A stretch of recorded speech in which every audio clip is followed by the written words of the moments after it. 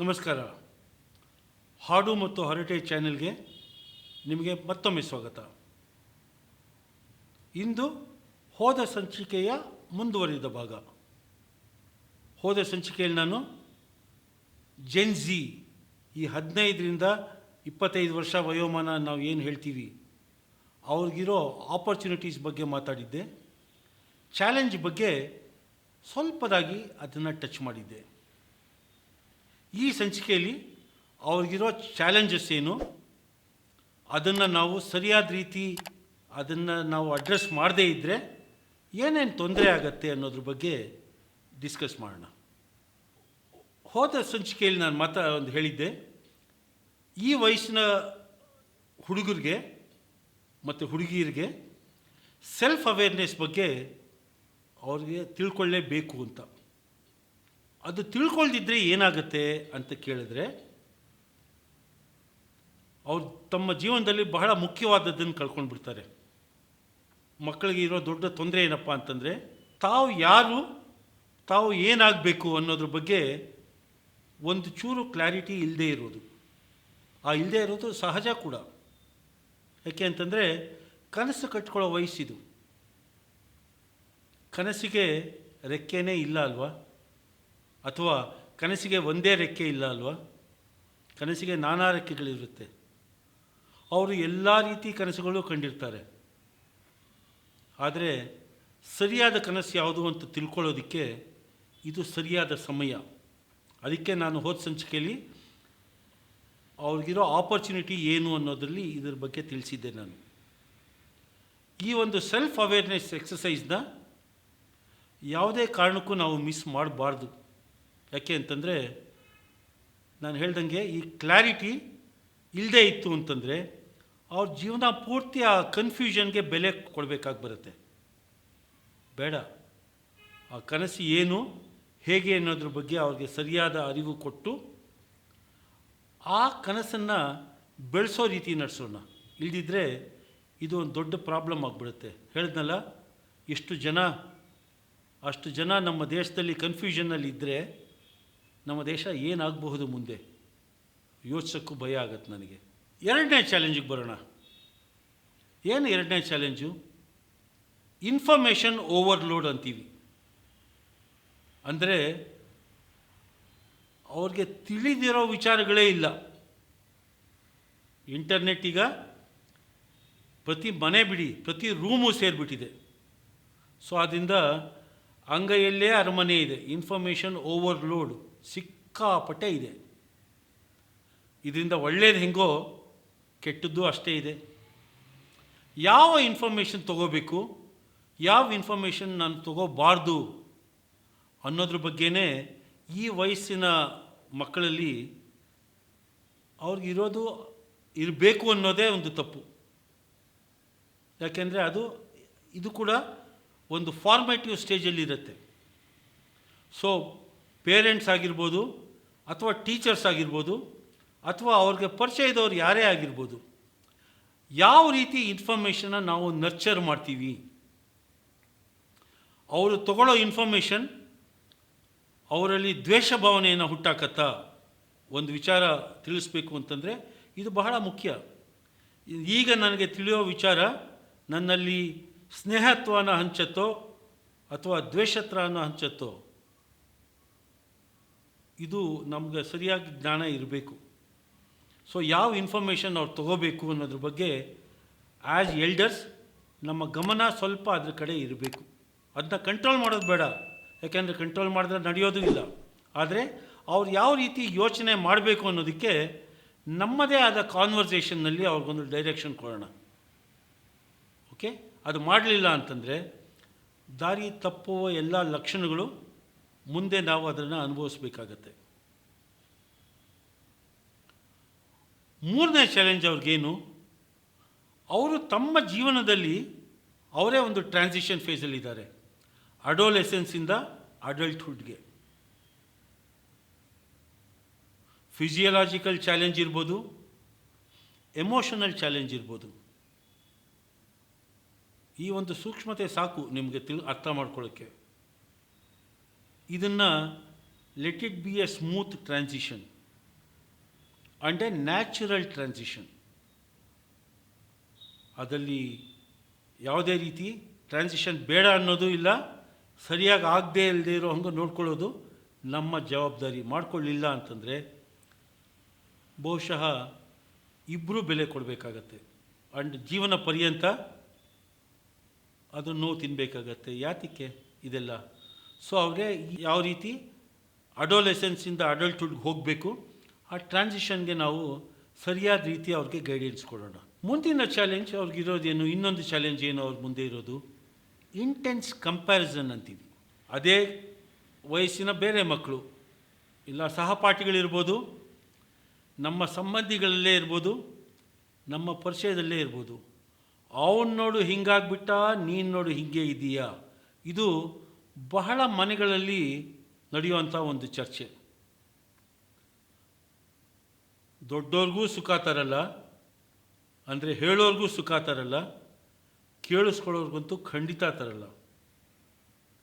ಈ ಕಂಪ್ಯಾರಿಸನ್ ಅನ್ನೋದೇ ಒಂದು ಮೂಲತಃ ತಪ್ಪು ಅಂತ ಹೇಳ್ತೀನಿ. ಯಾಕೆ ಅಂದರೆ ಪ್ರತಿಯೊಬ್ಬರು ಅವರವ್ರದೇ ಸ್ಟ್ರೆಂತ್ ಇಟ್ಕೊಂಡು ಹುಟ್ಟಿರ್ತಾರೆ.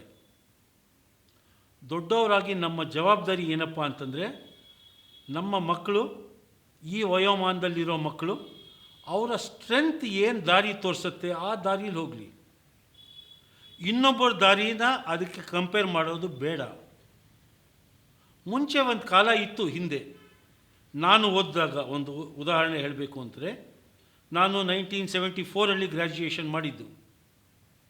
ಆಗ ಗ್ರ್ಯಾಜುಯೇಷನ್ ಮಾಡಿದ ತಕ್ಷಣ ಬ್ಯಾಂಕಿಗೆ ಸೇರ್ಕೊಂಡು ಬಿಡಬೇಕು. ಇಲ್ಲದೇ ಇತ್ತು ಅಂತಂದರೆ ಯಾವುದಾನ ಫ್ಯಾಕ್ಟ್ರಿಗೆ ಸೇರ್ಕೊಂಡು ಬಿಡಬೇಕು.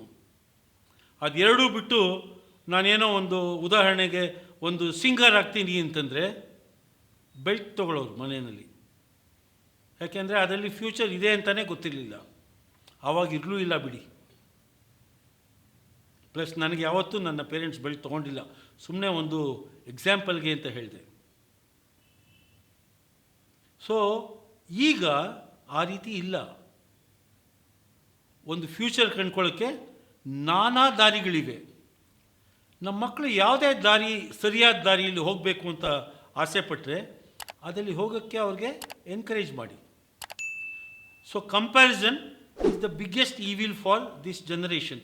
ಈ ಗ್ರೂಪಲ್ಲಿರೋರಿಗೆ ಯಾವುದೇ ರೀತಿ ನಾವು ಅದನ್ನು ಮಾಡಬಾರದು, ಮಾಡಕೂಡದು ಕೂಡ. ಮಾಡಿದ್ರೆ ಏನಾಗುತ್ತೆ? ಇನ್ನೇನಿಲ್ಲ, ಅವರಲ್ಲಿ ಕೀಳರಿಮೆ ಜಾಸ್ತಿ ಆಗುತ್ತೆ, ಇನ್ಫೀರಿಯಾರಿಟಿ ಕಾಂಪ್ಲೆಕ್ಸ್ ಜಾಸ್ತಿ ಆಗುತ್ತೆ, ರಿಬೆಲಿಯನ್ ನೇಚರ್ ಜಾಸ್ತಿ ಆಗುತ್ತೆ. ಎರಡೂ ಒಳ್ಳೆಯದಲ್ಲ. ಆದ್ದರಿಂದ ಈ ತೊಂದರೆಗೆ ಸರಿಯಾದ ದಾರಿದೀಪ ಆಗೋಣ. ನಾಲ್ಕನೇದು, ಇನ್ನೊಂದು ಚಾಲೆಂಜ್ ಏನು ಅವ್ರ ಮುಂದೆ ಇರೋದು? Difference between education and career. ಆ ವಯಸ್ಸಿನ ತನಕ ನಮ್ಮ ಮನೆಯಲ್ಲಿ ಡೈರೆಕ್ಟ್, ಪ್ರತ್ಯಕ್ಷವಾಗಿಯೋ ಪರೋಕ್ಷವಾಗಿಯೋ ಹೇಳ್ತಾನೇ ಇರ್ತೀವಿ, ಓದ್ಬಿಡು ಆಮೇಲೆ ಕೆಲಸ ಸಿಗತ್ತೆ, ಓದ್ಬಿಡು ಕೆಲಸ ಸಿಗತ್ತೆ. ಆ ಓದಿದ ಮೇಲೆ ಗೊತ್ತಾಗುತ್ತೆ ಅವರು ಕೆಲಸಕ್ಕಿಂತ ರೆಡಿನೇ ಆಗಿಲ್ಲ ಅಂತ. ಯಾಕೆ ಅಂತಂದರೆ ಇಂಟರ್ವ್ಯೂಗಳಲ್ಲಿ ಸಕ್ಸಸ್ ಆಗಲ್ಲ, ತುಂಬ ಜನ ಸಕ್ಸಸ್ ಆಗಲ್ಲ. ಆಗ ಅವ್ರಿಗೆ ಗೊತ್ತಾಗುತ್ತೆ, ನಾನು ಕಲ್ತಿದ್ದು ಏನೂ ಯೂಸ್ ಆಗಲಿಲ್ಲ, ಅಥವಾ ನಾನು ಕಲ್ತಿದ್ದು ನನ್ನ ಪ್ರಯೋಜನಕ್ಕೆ ಬರಲ್ಲ ಅಂತ ಅನಿಸುತ್ತೆ. ಆದ್ದರಿಂದ ಈ ಯೋಚನೆ ಬರೋದು ಒಳ್ಳೆಯದು ಅಲ್ಲ. ಆದ್ದರಿಂದ ಎಲ್ಡರ್ಸ್ ಆಗಿ ಈ ಒಂದು ವಯೋಮಾನದವ್ರಿಗೆ ನಾವು ಮಾಡಬೇಕಾದ ಮುಖ್ಯ ಕರ್ತವ್ಯಗಳಲ್ಲಿ ಒಂದು ಏನಪ್ಪ ಅಂತಂದರೆ, ಅವ್ರು ಯಾವಾಗ ಒಂದು ಫೈನಲ್ ಸ್ಟೇಜಸ್ ಆಫ್ ಎಜುಕೇಷನ್ ಇರ್ತಾರಲ್ಲ, ಆಗ ಅವ್ರಿಗೆ ಮನೆಯಲ್ಲೇ ಮಾಕ್ ಇಂಟರ್ವ್ಯೂಸ್ ಮಾಡಿ, ಮನೆಯಲ್ಲೇ ಕೆಲಸ ಮಾಡೋರು ತುಂಬ ಜನ ಇರ್ತಾರೆ. ಸೊ ನಿಮ್ಮ ಕಾರ್ಪೊರೇಟ್ ಲೈಫ್ ಎಕ್ಸ್ಪೀರಿಯನ್ಸಸ್ಸು ಅವ್ರ ಜೊತೆ ಮುಕ್ತವಾಗಿ ಹಂಚ್ಕೊಳ್ಳಿ. ಒಳ್ಳೆಯ ಎಕ್ಸ್ಪೀರಿಯನ್ಸನ್ನು ಜಾಸ್ತಿ ಹಂಚ್ಕೊಳ್ಳಿ. ಯಾವುದು ಒಳ್ಳೆಯದಲ್ಲ ಎಕ್ಸ್ಪೀರಿಯನ್ಸ್ ನಾವುಗಳು ಅನುಭವಿಸ್ತಾ ಇರ್ತೀವಲ್ಲ, ಅದ್ರ ಬಗ್ಗೆ ಒಂದು ಸಟಲ್ ಹಿಂಟ್ಸ್ ಕೊಡಿ ಅವ್ರಿಗೆ. ಯಾಕೆಂದರೆ ಅವ್ರಿಗೂ ಗೊತ್ತಾಗಲಿ, ಮುಂದೆ ಹೋದರೆ ಸವಾಲುಗಳು ಇರುತ್ತೆ ಅನ್ನೋದು ಅವ್ರಿಗೆ ಗೊತ್ತಿರಬೇಕು. ಪ್ಲಸ್ ಆ ಸವಾಲುಗಳನ್ನು ಎದುರಿಸೋಕ್ಕೆ ಏನು ಮಾಡಬೇಕು ಅದ್ರ ಬಗ್ಗೆ ಗಮನ ಕೊಟ್ಟು ಅದಕ್ಕೆ ಎದುರಿಸೋ ಹಾಗೆ ಸಹಾಯ ಮಾಡಿ. ಸೊ ದಟ್ ಅವ್ರಿಗೆ ಯಾವಾಗ ಒಂದು ಕಾಲೇಜ್ ಲೈಫಿಂದ ಕಾರ್ಪೊರೇಟ್ಗೆ ಹೋಗ್ತಾರಲ್ಲ, ಅದು ಕಲ್ಚರ್ ಶಾಕ್ ಆಗದೆ ಇರಲಿ ಅವ್ರಿಗೆ. ಹೀಗೆ ಮಾಡದೇ ಇದ್ದರೆ ಏನಾಗುತ್ತೆ? ಏನೂ ಆಗಲ್ಲ. ಈಗಾಗಲೇ ನಾವುಗಳು ನೋಡಿರೋ, ನಾವುಗಳು ಅನುಭವಿಸ್ತಿರೋ ಒಂದು ಫ್ಯಾಕ್ಟರ್ ಏನಪ್ಪ, ಆಟ್ರಿಷನ್ ಅಂತ ಹೇಳ್ತೀವಲ್ಲ, ಅಂದರೆ ಇರೋ ಕೆಲಸ ಬಿಟ್ಬಿಡೋದು. ಅದು ನಿಮ್ಮ ಮಕ್ಕಳು ಮಾಡೋಕ್ಕೆ ಶುರು ಮಾಡ್ತಾರೆ. ಅದರಿಂದ ಅವ್ರಿಗೂ ಒಳ್ಳೆಯದಲ್ಲ, ನಮಗೂ ಒಳ್ಳೆಯದಲ್ಲ. ಆದ್ದರಿಂದ ಮುಂದೆ ಅವರು ಏನೇನು ಸವಾಲುಗಳು ಎದುರಿಸಬಹುದು ಅನ್ನೋದ್ರ ಬಗ್ಗೆ ಅವ್ರಿಗೆ ತಿಳುವಳಿಕೆ ಕೊಡೋಣ, ಸರಿಯಾದ ರೀತಿ ತಿಳುವಳಿಕೆ ಕೊಡೋಣ.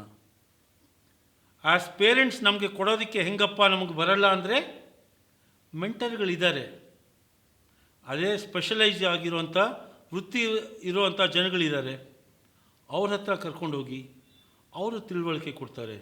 ಬಿಕಾಸ್ ಈ ಒಂದು ಟ್ರಾನ್ಸಿಷನ್ ಫೇಜ್ ಇದೆಯಲ್ಲ, ಕ್ಯಾಂಪಸ್ ಟು ಕಾರ್ಪೊರೇಟ್, ಬಹಳ ಮುಖ್ಯ. ಅದನ್ನು ಅವ್ರು ಯಾವಾಗ ಸಕ್ಸಸ್ಫುಲ್ಲಾಗಿ ಅದನ್ನು ದಾಟ್ತಾರಲ್ಲ, ಅವರ ಮುಂದಿನ 20-25 ವರ್ಷ ಜರ್ನಿ ಬಹಳ ಸಲೀಸಾಗಿ ನಡ್ಕೊಂಡು ಹೋಗ್ಬಿಡುತ್ತೆ. ಈ ವಯಸ್ಸಿನಲ್ಲಿರೋ ಹುಡುಗರಿಗೆ ಅವ್ರಿಗೆ ಎಂಪ್ಲಾಯಬಿಲಿಟಿ ಫ್ಯೂಚರ ಅಥವಾ ಒಂದು ಸೆಲ್ಫ್ ಎಂಪ್ಲಾಯ್ಮೆಂಟ್, ಎಂಟರ್ಪ್ರೆನ್ಯೂರ್ಶಿಪ್ ಅಂತ ಏನು ಹೇಳ್ತೀವಿ, ಅದರ ಬಗ್ಗೆ ಒಂದು ಸ್ಪಷ್ಟವಾದ ದಾರಿ ಕಂಡುಕೊಳ್ಳುವಂಥ ಸರಿಯಾದ ವಯಸ್ಸು.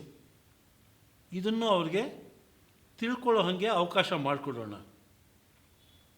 ಮಿತ್ರರೇ, ಈ ಸಂಚಿಕೆಯ ಮೂಲಕ ನಾನು ಈ ಆಲ್ಫಾ ಜನರೇಷನ್ ಏನಿದ್ದಾರೆ ಅವ್ರಿಗಿರೋ ಚಾಲೆಂಜ್ಗಳೇನು, ಅದನ್ನು ನಾವು ಯಾವ ರೀತಿ ಎದುರಿಸಬೇಕು ಅಂತ ನಿಮಗೆ ತಿಳಿ ಹೇಳಿದ್ದೀನಿ.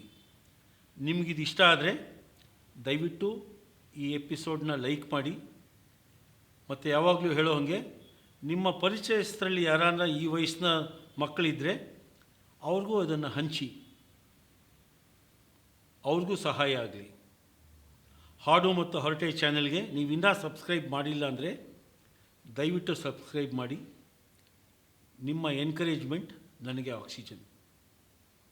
ಮುಂದಿನ ಸಂಚಿಕೆಯಲ್ಲಿ 25 ವರ್ಷದಿಂದ ಮುಂದಿನ ಸಂಚಿಕೆಯಲ್ಲಿ 25 ವರ್ಷಕ್ಕೆ ಮೇಲ್ಪಟ್ಟಿರೋ ಜನಗಳು, ಅವ್ರಿಗಿರೋ ಅವಕಾಶಗಳು, ಅವ್ರಿಗಿರೋ ಸವಾಲುಗಳ ಬಗ್ಗೆ ಚರ್ಚಿಸೋಣ. ಅಲ್ಲಿವರೆಗೂ ನಮಸ್ಕಾರ.